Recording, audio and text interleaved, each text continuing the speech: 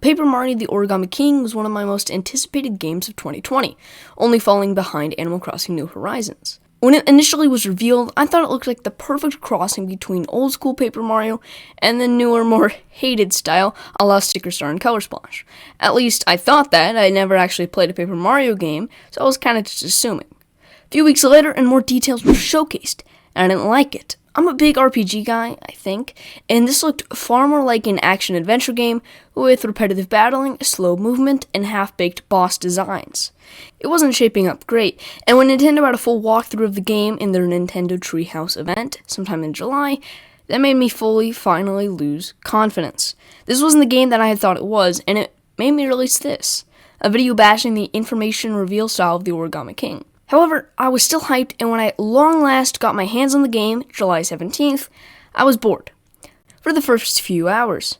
Games as a whole should respect a player's time and not lock the so-called good content behind a 10-hour play wall. So Paper Mario the Origami King, starting with such a hand-holding section, was a little worrying. The game opens up with you for the 50th time being invited to Princess Peach's castle for an origami festival this time, in fabulous Toad Town. When arriving in Luigi's cart, which my uncle told me would be the new DLC fighter in Smash, it seems that Toad Town is abandoned. Naturally, you go to the still not Queen's castle and find she's made of origami. She asks you, will you cease yourself and be reborn like me? If you say no, you continue playing the game, but if you click yes, then the credits roll. Wait, why ask me the question if you didn't care what I answered? Upon surviving a 10-foot fall unscathed, you meet up with some Bowser minions who were also led into Peach's damp dungeon that I kinda wanna know why she has. They, like every single player in the game, have exquisite dialogue that, despite my best efforts, had me laughing out loud. It doesn't rely too heavily on pop culture as well, so its humor is a little more timeless than anything else. Since this is my first Paper Mario game, I'm not really sure if this gets old or not, but seeing the voiceless minions of Bowser actually talk and have some strand of a unique personality is very novel to me. Some gags that had me bursting out loud was when you haggle with a Monty Mole who needs to pay his rent, or when Bowser Jr. says, "My dad's never taken a bath, and he's just fine." Had better delivery, I promise. The visuals help complement the humor immensely, and they look fantastic. It's as if Intelligent Systems took the Color Splash graphics, added some more innovative locales, and enhanced the resolution. The biggest issue I had with the graphics was performance, as while everything looked truly remarkable and it's obvious a ton of care was put into it, plenty of jagginess was apparent within the environments and characters. Not all enough to affect my overall enjoyment of the game, just something I noticed and makes me all the more excited for a Switch 2 or Switch Pro. The NPCs are escorted to their unknowing doom by other evil NPCs. So later in the game, it prevents you from using one of its many gimmicks, the thousand-fold arms, without your main assistant, Olivia, claiming that she's the one who allows you to use the ability. So why is it then that I have complete access to it in the beginning of the game before I even meet Olivia? It's an obvious oversight and one that could have been easily fixed. The continuity in this game is something to laugh at. Though again, nothing to detract from the overall experience at hand, just something odd. Once you rescue Olivia, the game truly starts, and she gives access to loads of abilities akin to the thousand-fold arms. The most obvious of the bunch being the Vellumental powers. Origami. See, Olivia's brother, spoiler, is known as the King of Origami. And he has the grand desire of replacing all paper beings with superior origami ones. He ties 5 colorful streamers to Princess Peach's castle, and indirectly tasks the player with removing each and every one. This is harder than expected as they span across a plethora of unique locations, each with a special theme. When trying to reach a streamer, there are always 2 battles that take place, one with a member of the Legion of Stationery, cool name, and one with a Vellumental, also a cool name, who have by some magical occurrence been converted into origami. Usually there's some light puzzling involved before you can face the bosses, and these are usually a nice distraction, but rarely much to gawk at. With bosses themselves, we delve deep into the battle system Paper Mario the Origami King. Unlike any other game, it uses a ring-based battle system, and to me it's actually really fun. Traditional battling in the Origami King consists of 3 main parts: assembling the rings, attacking, and blocking. In the first stage, you have a couple of options. Push or slide the rings to make either a square of 4 enemies or create a line of 4 enemies. Most are fairly straightforward, though some of them can be downright mind-boggling.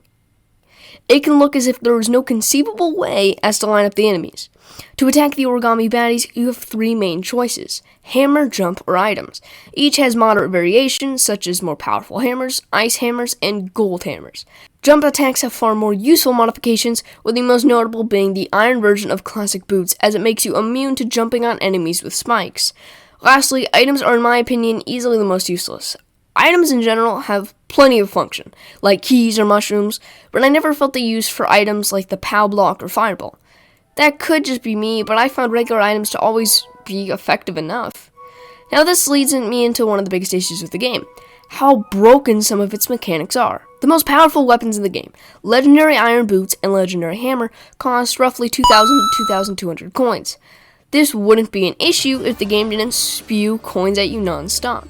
Sure, you have loads of optional accessories and items to spend your coins on, but seeing how you get hundreds, sometimes even thousands of coins from battle, and that durability of legendary items is so high, you could easily buy as many legendary items as you need forever, because by the time they break, you would have gained almost double the necessary amount of coins.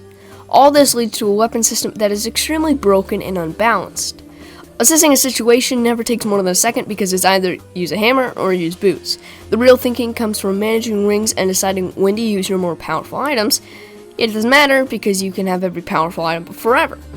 So what it really comes down to with weapons is the joy of unlocking them. The progression in Paper Mario the Origami King can be considered an issue, though I don't really see it that way.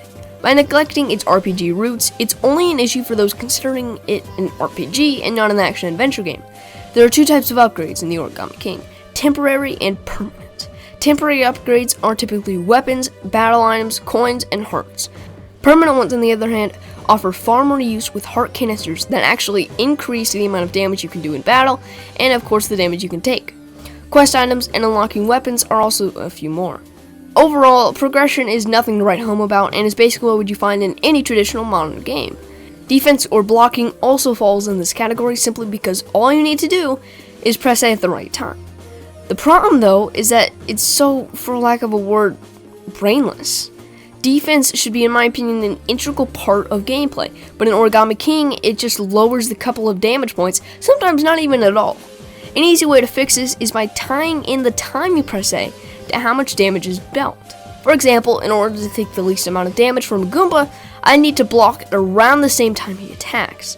This is already true, but furthering this would add at least a sliver of depth to an otherwise shallow concept.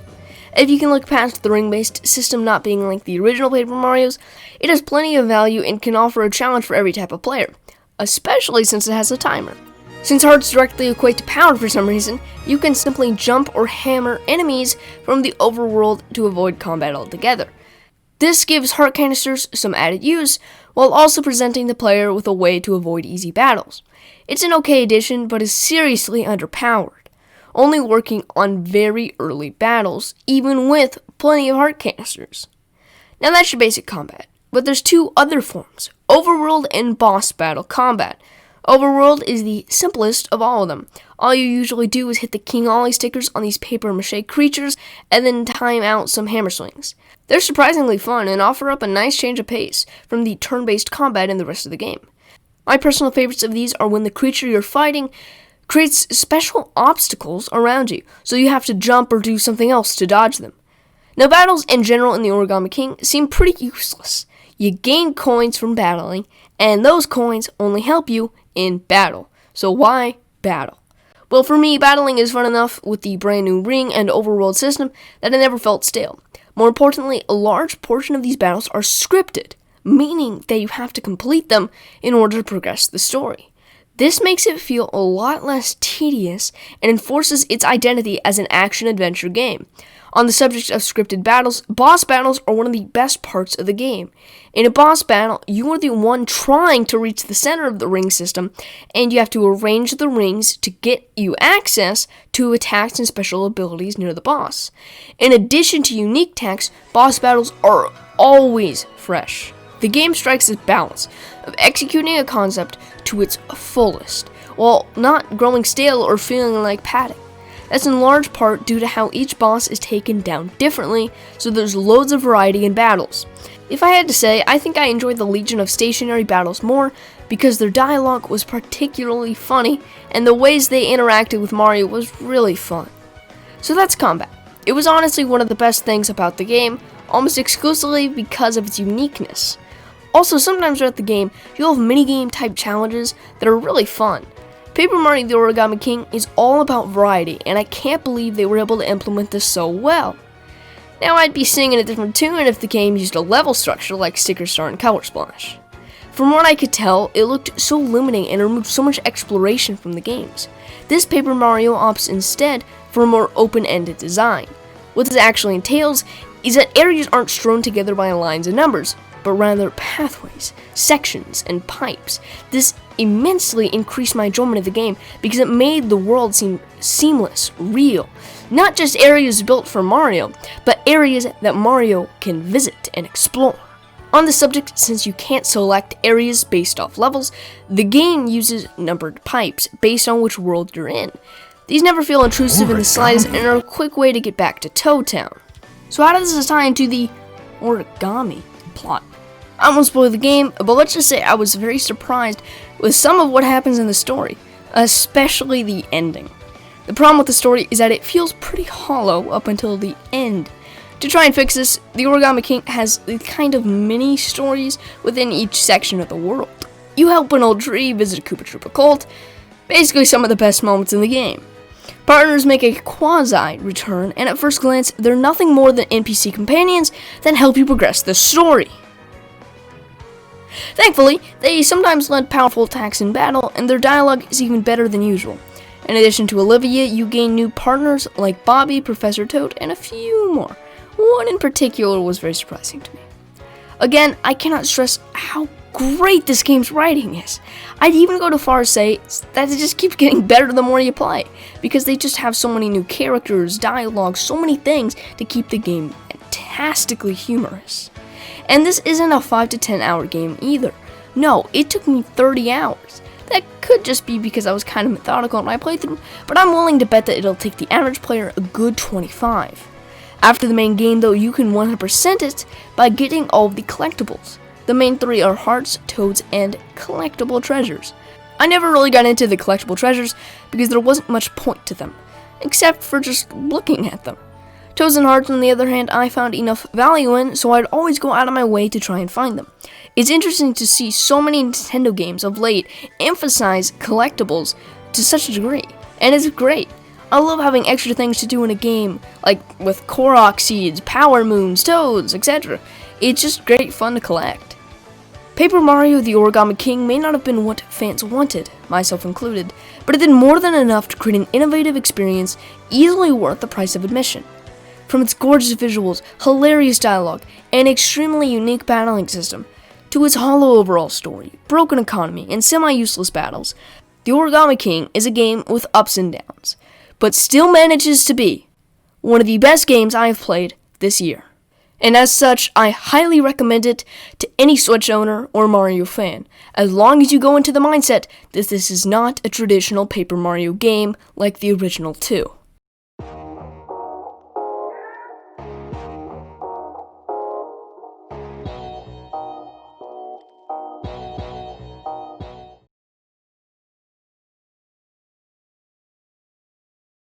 Origami?